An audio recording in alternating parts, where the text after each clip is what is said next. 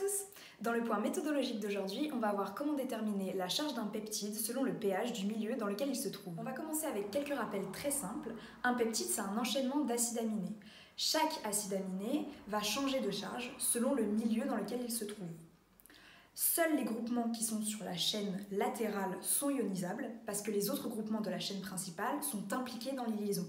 Les groupements C-ter et N-ter sont eux aussi ionisables. On va suivre la méthodologie ci-contre. Je vous ai fait un exemple avec un peptide, on va le faire ensemble avec différents pH. La première chose à faire, c'est d'identifier les acides aminés ionisables. Les acides aminés ionisables, c'est ceux qui sont basiques et acides. Petit moyen mémotechnique pour les basiques, à la base, l'argent limite les histoires arginine, lysine, histidine. Donc on regarde sur notre peptide et on les note. On identifie ensuite les acides, donc l'aspartate et le glutamate. Les groupements N-ter et C-ter, ils sont également ionisables, donc on les note. Et petit moyen mémotechnique pour se rappeler que c'est toujours de N-ter à C-ter, Nicolas Copernic. Désolée, j'ai pas mieux. Je vous conseille vraiment de faire un tableau où vous récapitulez en mettant N-ter, C-ter et les acides aminés ionisables, ainsi que le pH, et ensuite on va le remplir pour faire à différents pH. Il va vraiment falloir mémoriser par cœur, c'est ça. C'est le pH pour lequel le groupement va changer de charge sur la chaîne latérale et sur la chaîne principale. Donc, C-ter et N-ter. On commence ensemble. À pH 6, l'aspartate, c'est un acide. Là, à pH 6, on est au-dessus de 4. Donc, je serai noté -1.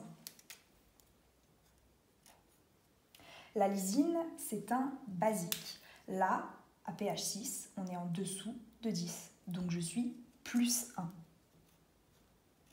Histidine est basique aussi, +1. Glutamate, acide, on est au-dessus de 4, -1. Je n'oublie pas les extrémités C-ter et N-ter, et là je me réfère à la chaîne principale. Donc pour C-ter, on est au-dessus de 2, on sera donc -1. Pour N-ter, on est en dessous de 9, on sera donc +1.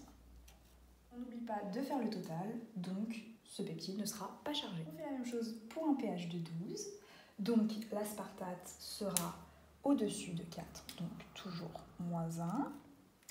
La lysine sera au-dessus de 10, il ne sera donc pas chargé. L'histidine également, le glutamate -1. L'extrémité C-ter sera au-dessus de 2, elle sera donc -1. L'extrémité N-ter sera au-dessus de 9, elle ne sera donc pas chargée. La charge totale de ce peptide est de -3. Je vous ai rempli le tableau pour le pH 1, vous devez trouver une charge totale de +3, à vous de vous entraîner pour voir si tout est compris. Bon courage à tous et bonne révision.